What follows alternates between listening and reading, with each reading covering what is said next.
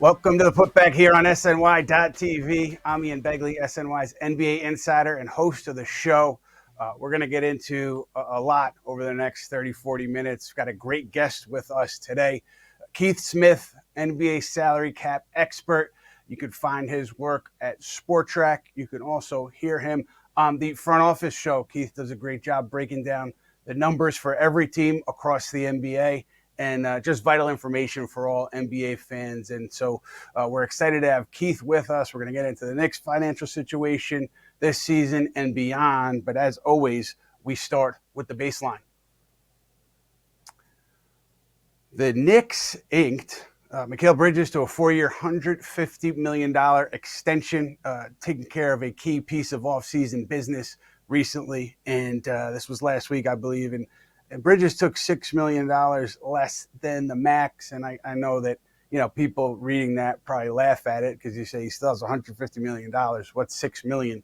But Keith, in this second apron era of the NBA, does that $6 million take on a greater meaning, greater impact for the Knicks? Yeah, a little bit. I don't think it's going to change all that much.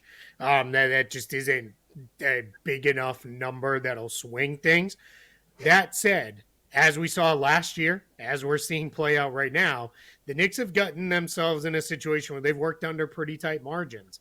And in that case, it does matter. That is where it can matter. If they're going to continue to push up against the second apron, or maybe even the first apron down the line, if they are knock a little bit of salary off the books, it will really matter. So I think they're in a position where they want to have anywhere you can find some meaningful savings, you're going to take them. It's like when people are like, big deal, Gershon Yabusele gave up a little bit of the the taxpayer mid-level to sign with the Knicks. Well, it does matter because now that's going to allow them to fill out the roster in a more meaningful way. So it certainly does matter.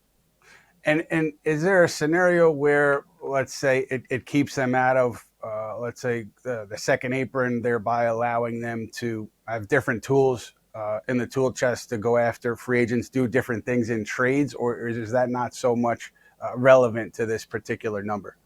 Yeah, more so the trade side, I think, is where that will really matter. I think what they will want to do is everybody wants to stay out of the second apron because when you're above the second apron or you're even pressing up against it, it's going to make life difficult for you to make trades. You can't aggregate contracts together. So you can't take a $10 million guy and a $20 million guy and go get a $30 million guy. That gets really tough. So teams want to avoid that if they can. So in this case, $6 million, yeah, that's a big enough chunk of savings that I think that's really going to give them the flexibility to do what they need to do down the line. In addition, we'll see where it goes. Obviously, this year they won't exceed the second apron. They're not allowed to because they're hard capped at it by virtue of signing Yabusele with most of the taxpayer MLE. But in future years, even if let's say we get in a position where they're a little over, well, a little over is not going to kill you because then you can make moves as long as you come in under eventually.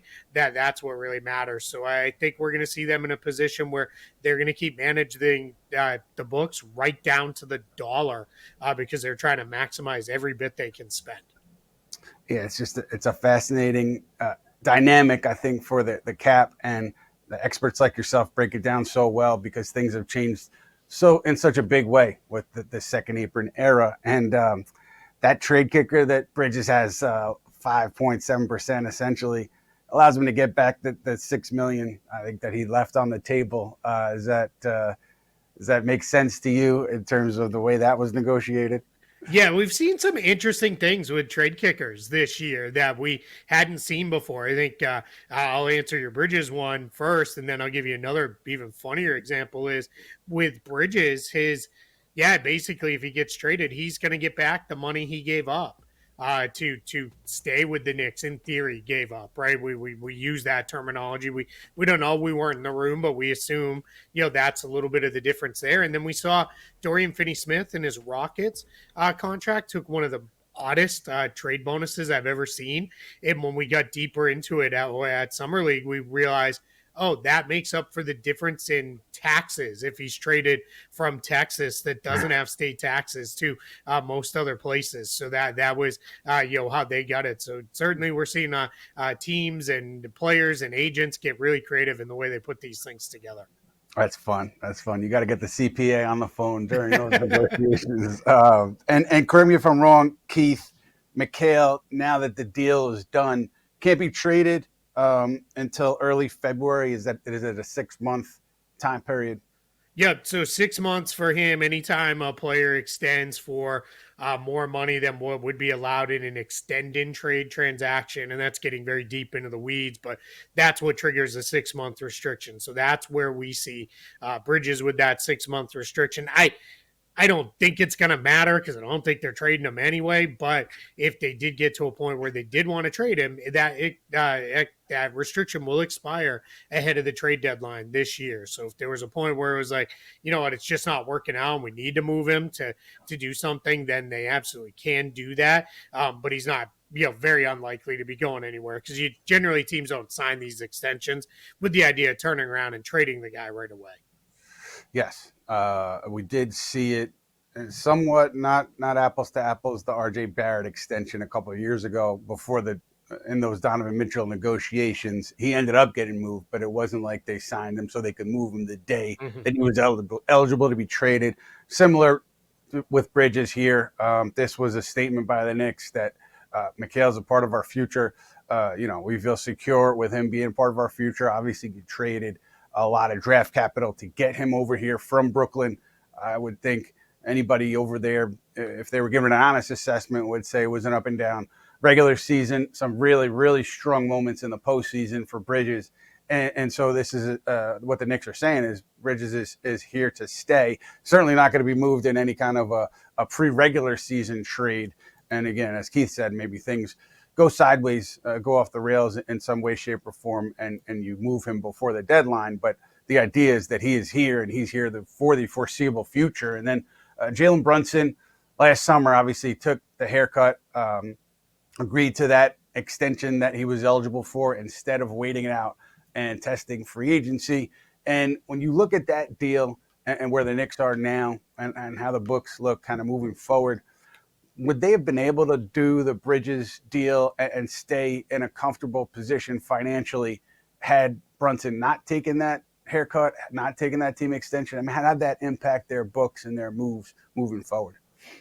Yeah, it would have put them in a position where they would have been basically locking into being a second apron team. Now what they have is the flexibility to dance around that apron and not put themselves in such a spot where, all right, we're guaranteed we're going to be a second apron team. Like I'll use the Celtics as an example. A couple years ago when the team came together and they extended Porzingis and they extended Holiday, they locked into we're going to be a second apron team because we've got Tatum and Brown on max deals. We've got Holiday. We've got Porzingis making $30 million a piece or more. And then we get Derek White making a good chunk of money too.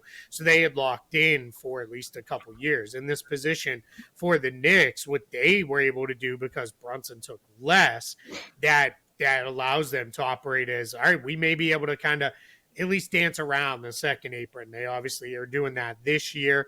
They did it last year. They'll do it again next year, pending kind of what happens with Mitchell Robinson and where that situation goes. But they're in a spot where I think they're doing things with a short-term mindset of we've got a good thing going here. Let's not do anything to wreck it, but with also eyes on the long term of let's not put ourselves in a position where, again, like Boston, where we're having a salary shed a lot of guys to reset our books down the line. That time will come for the Knicks. Eventually, it's going to come for every team that's this expensive. But for now, they're doing a really good job of managing the immediate and the future.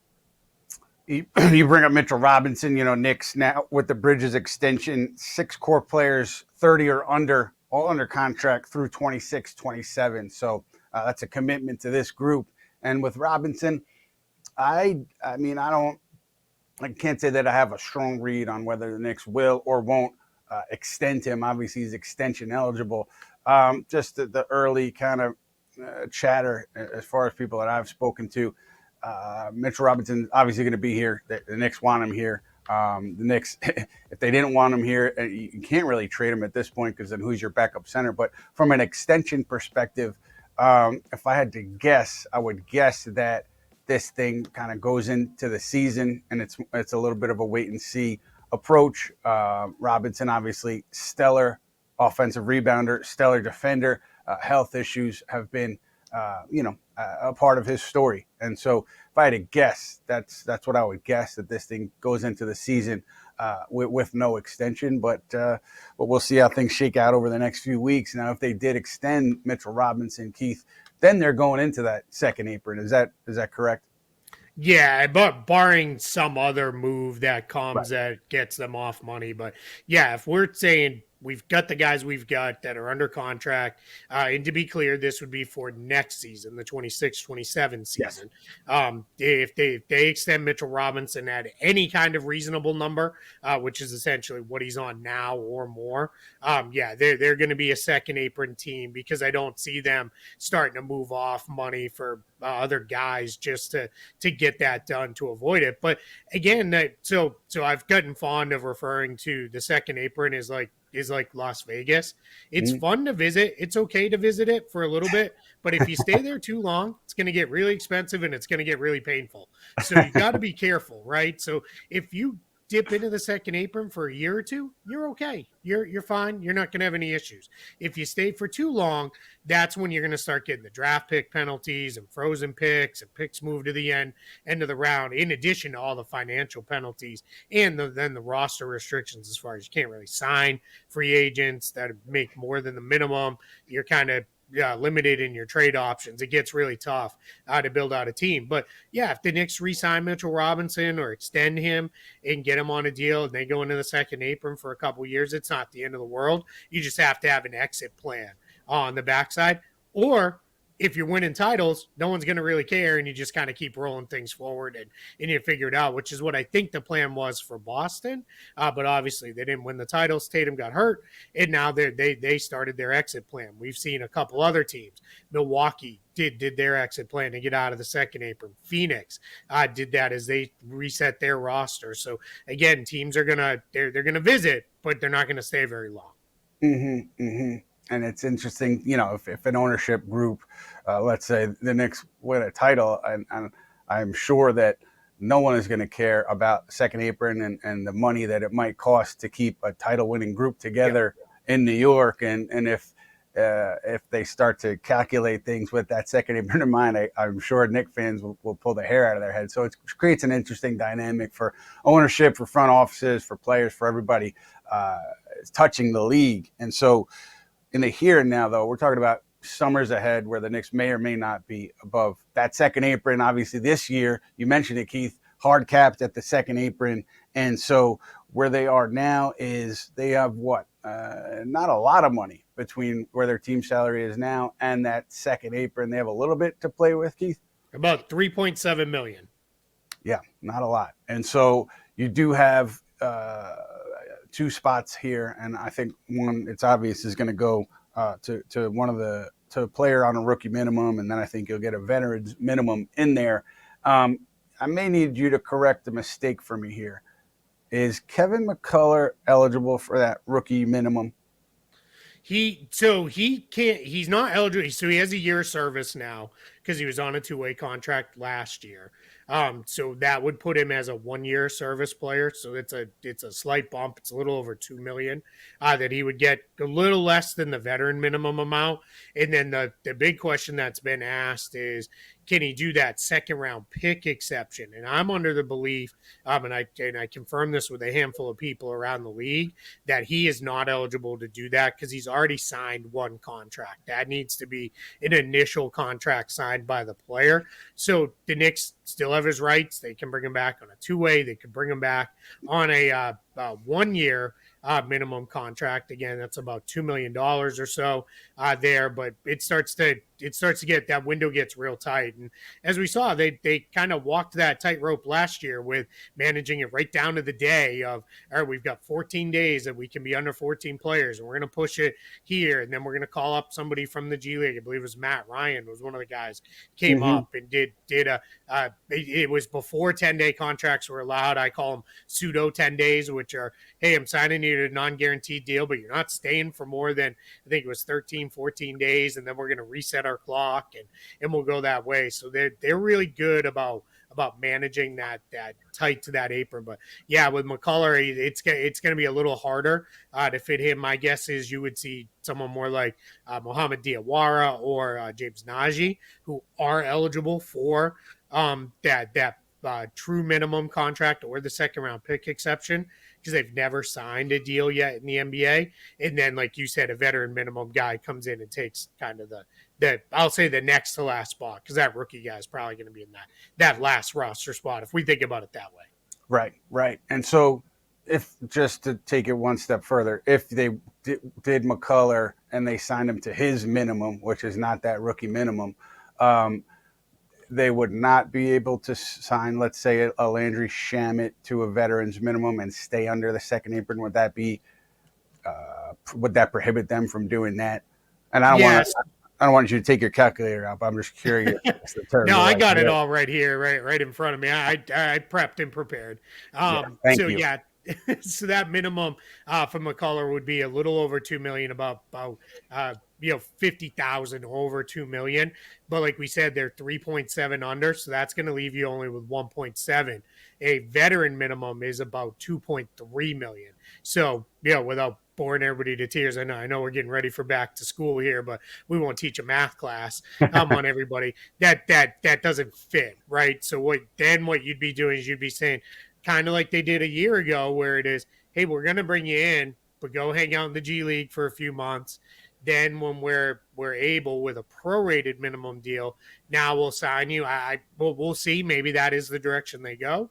But I tend to think they're going to go the other way and say, hey, we want to fill it out with a true minimum and another guy. And then that 15th spot will be what goes to somebody when you can sign that prorated spot, which that would be months and months from now. Right, and a Diawara or a Najee would be candidates. Just to spin back a little bit, Diawara or Najee would be candidates for that traditional rookie veterans minimum. And then you're talking about having enough room for another true veterans minimum like a Shamet. And so I had mentioned, I think in a mailbag a couple weeks back, that I thought McCullough would be a candidate for that veteran rookie minimum. I was incorrect. So just correction there. He is not eligible. He wouldn't be eligible for that if the Knicks then wanted to add a veterans minimum player. All right, we're gonna leave it there before we get into the Larry Kuhn segment of the show. But I want to know, Keith, like, you're talking about the implications for this year, and I'm talking about Shamet, because I think there's still mutual interest there, Shamet and the Knicks.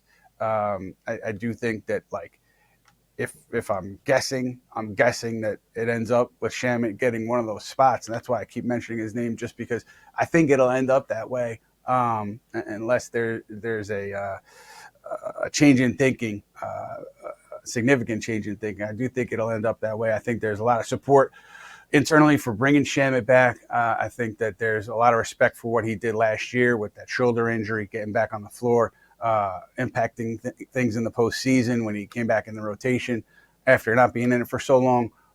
There's a comfort with Shamet, respect for Shamet in that locker room. So I would assume that he'd be back. And then, you're looking at that rookie minimum. But I think too, like, I just in having these casual conversations, and at this time of the year, Keith, as you know, like, we're past the big rush, and everybody's kind of, some people are taking it easy. It's vacation time. It's time to unplug. But just in having some casual conversations, I would not rule out the idea that, like, the Knicks wanted to bring in another veteran in addition to a Shamet, and the only way to do that is to make a trade. For them, you can't do it any other way. You have to open up a spot. if you wanted to bring in another veterans minimum. We've reported about Ben Simmons. There's still interest there. But in order to bring in a Simmons or anybody else, if you do Shamet, you would have to make a trade. You would have to trade somebody who has a guaranteed standard NBA deal to open something up. And so that's just something that, I'm vaguely keeping an eye on here as we get closer to camp. But if you talk about a trade, Keith, like for them to be in position financially to then add another player, you essentially have to dump somebody or take back less salary. Is that how that would work if they wanted to open up a spot? Yeah, so let's assume 2.3 million for, we'll just say Shamet as the placeholder there. That's going to leave them about 1.4. Then they sign a guy to a true minimum. That's a little over $1 million. Now you're talking hundreds of thousands left. So what you're going to be in position there to do is, if you want to bring in somebody else, you're going to have to get off some money. And as far as or like you said, do a trade where you bring in less money. And that's where you start talking about, like, where are they at on a guy like Pacom Dadier? Are they going to continue to develop him, or do they feel, hey, we're not in a position to really think about development. We would rather push forward and add one more veteran to the bench. And, let's use Ben Simmons. Is it better for us to have Ben Simmons on our bench than Pacom Dadier developing through whatever minutes he gets in the NBA and mostly in the G League? That's what the front office and coaching staff have to balance out together. Those are the kind of conversations you're having here in August as you lead up to training camp, is how do we want to fill out this roster headed into training camp? But you're absolutely right. You're going to have to get off some money, because once you fill out to 14, there's enough money left to do another signing. But like I said, that would be months down the line when finally a contract is prorated. And when I say months down the line, we're talking February, beginning of March period of time. Now that's when you'd be able to look at it. I'd have to run the exact math, but that's roughly where you're looking at. Yeah, you're talking about months into the season. Got a great question here from our guys at Knicks Fan TV over on YouTube. What are the chances they keep the veterans minimum slot open so not to be right at the hard cap, maybe used in the event of an injury or emergency? What are your thoughts just keeping it open? I think that more likely than not, it's Shamet, and then they figure the rest of it out. But keeping it open, is there value to that? Teams have done that, right? We've seen teams go in the year with 14 and having a spot open. Sometimes it's because of the luxury tax, and sometimes it's for other reasons. But it's not something that would be totally out of the ordinary. Yeah, and the key thing with the Knicks is, as we learned last year, you have to get to 14. You can only be under 14 players on standard contracts for 28 total days in the course of the season, and no more than 14 days at a time. So that's what you're working with first and foremost. So in that situation, you're going to see the Knicks are going to they're going to sign 2 players to standard contracts. Now, where you could kind of leave yourself some wiggle room is you could sign those guys to contracts that are non-guaranteed. And then what you could do is, let's say somebody does get hurt, you're on the hook for whatever the player had earned, if you will, because there's a per day guarantee that would come starting with day one of the regular season on the 21st of October. So you'd get hit with that amount.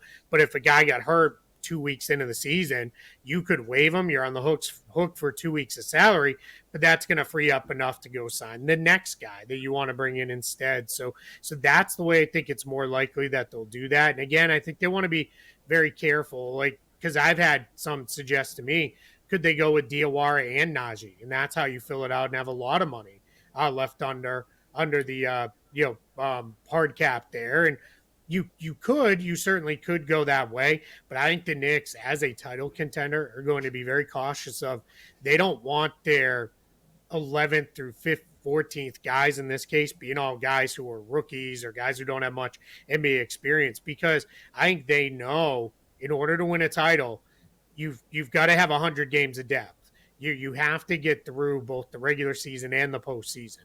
And I think they're going to be looking at, hey, we may be in a spot where guys 10 through 13 on this roster actually have to play some minutes for us on occasion. We're going to ask them to get in there and do some things. So that's where I think you want to be very careful that you don't go overly young, because then if a guy rolls an ankle and is out for 2 weeks, now you're playing a guy who has very little NBA experience versus someone like a Shamet or a Simmons who at least has a number of years in the league, and you can kind of throw in and know what to expect.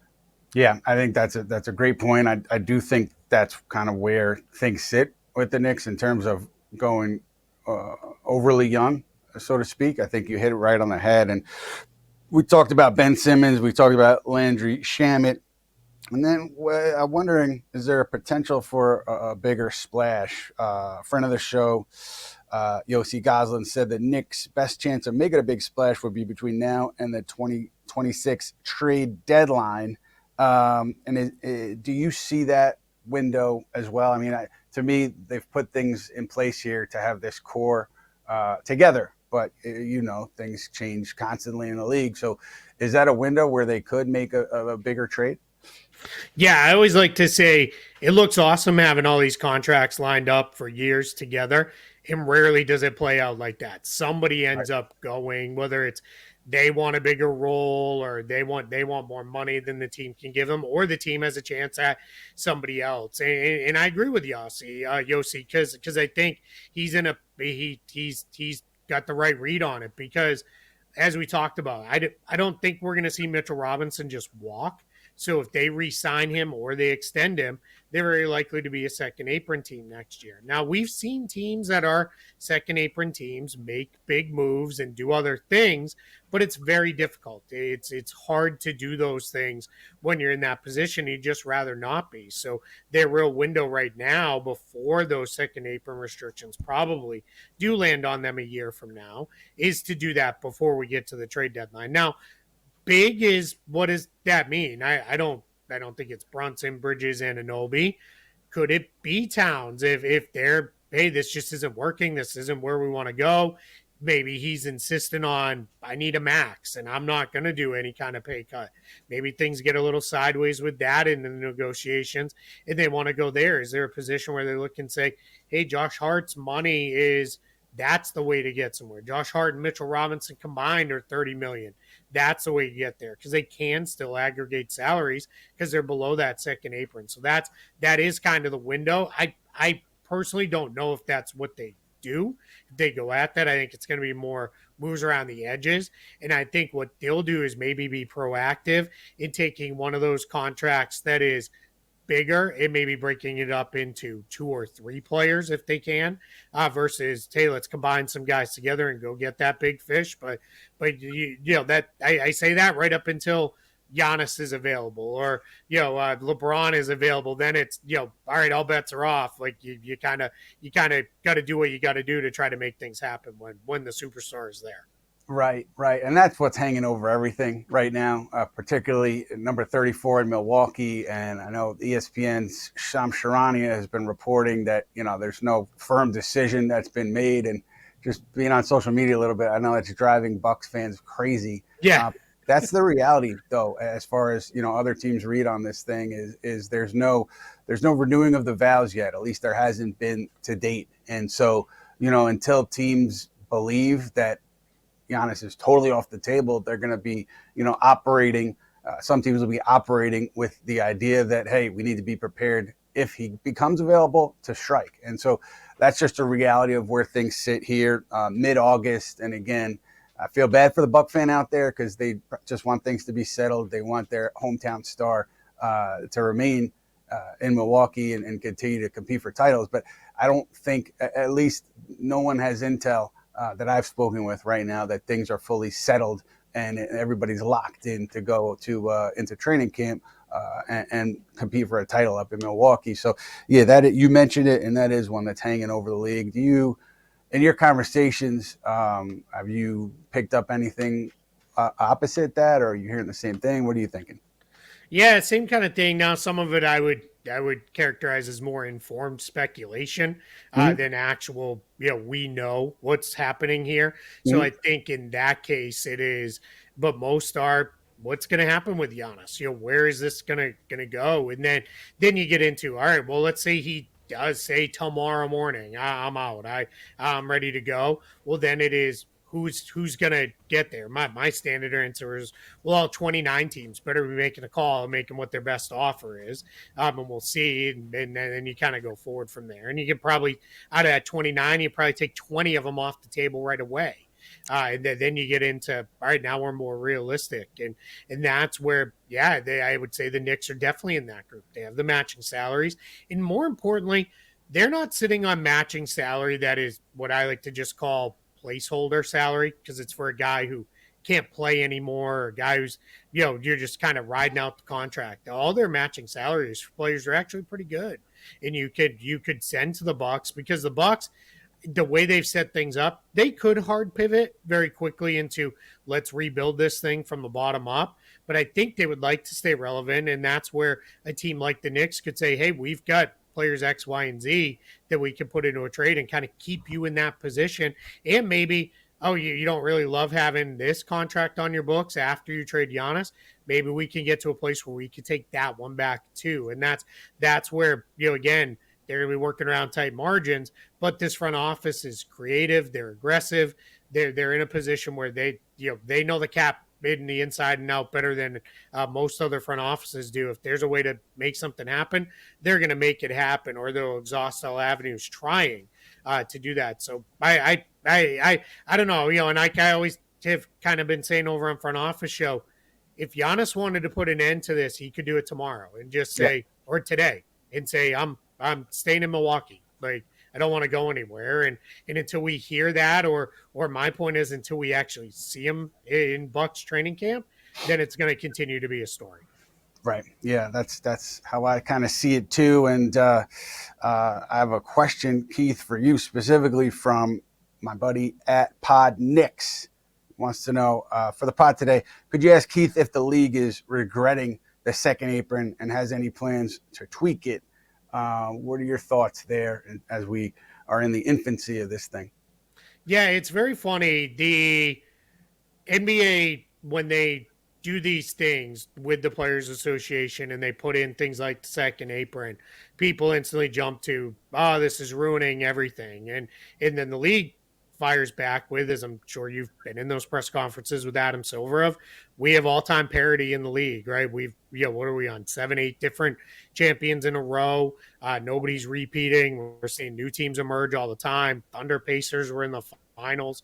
I think they would say we have a healthy 30-team league where if you do things the right way, you could be the next ones standing there. So I think they're happy with this. I do know some teams that have said they might have gone a little too far, especially with some of the trade rules.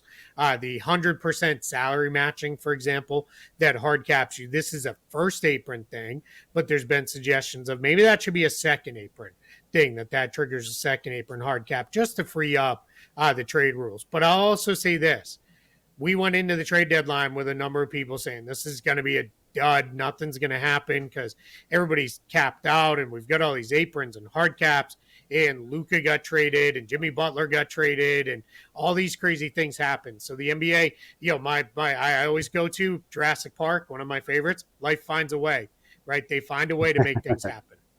Yes, they certainly do. And certainly Brock Aller and his group with the Knicks, they've gotten very creative. You saw it with the Karl Anthony Towns trade, moves before and after that. And so there are ways, and if there are ways, they will find the way to get it done if they want to do it. So with that in mind and all the second apron stuff kind of at play here, the extension for Cat, who knows? That's still kind of, in my mind, a ways away. I don't think they're going to hit that now. So then you're talking about next order of business for the Knicks has been the coaching staff, Mike Brown's coaching staff. And I'll just hit it quickly. Brendan O'Connor from the Clippers, longtime assistant under Ty Lue, under Doc Rivers. He's going to be here, and he'll be the top defensive assistant. And then Chris Gent from Charlotte. Also, it's worked with Mike Brown back in Cleveland. He will be the top offensive assistant and the associate head coach under Mike Brown. And then you're going to have, to my knowledge, you're going to have Mark Bryant. You're going to have Maurice Cheeks. You're going to have Darren Erman. You're going to have Rick Brunson as among the holdovers from Tom Thibodeau's staff. TJ Saint, sharp offensive mind, head coach of the Pelicans G League team. The Knicks are going to bring TJ over to help with the offense too. And so that the staff is kind of taking shape here.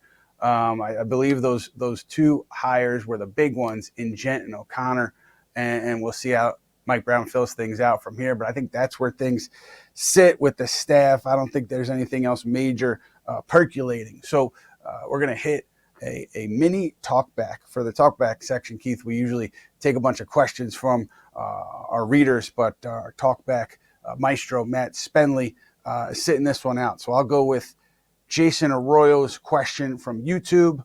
With the Knicks cap situation, how much are they able to offer Deuce McBride when his contract expires? Assuming Deuce plays similarly and everybody wants to run it back. What are your thoughts there? McBride on a fantastic contract. Obviously, it's coming up. How does that play into the second apron and other expenses the Knicks have to deal with? Yeah, and this is a hand up moment for me, right? Because I will love to say, and I say it all the time, what a great contract that is for the team. But it's a great contract right up until the player breaks out. Then when it's not extendable because the number's too small, that's where you then can get in a little bit of trouble. Yeah. And we've seen that happen at times. That's kind of how the Knicks got Jalen Brunson, right? He was on such a small contract that once he was like, hey, I've outplayed it, and the Mavs bungled things a little bit with not getting him on a team option earlier and restricting him. But that's where it can get tough to keep players. And I think with a guy like McBride, I think he's a smart player who's going to look around with his folks, his reps, and say, hey, I'm never going to be anything more than a backup here. And that's not the end of the world, right? He's a good player, and being a backup guard's fine. Lou Williams, Jamal Crawford, those guys made 20-year careers out of being awesome backup guards. There's nothing wrong with that.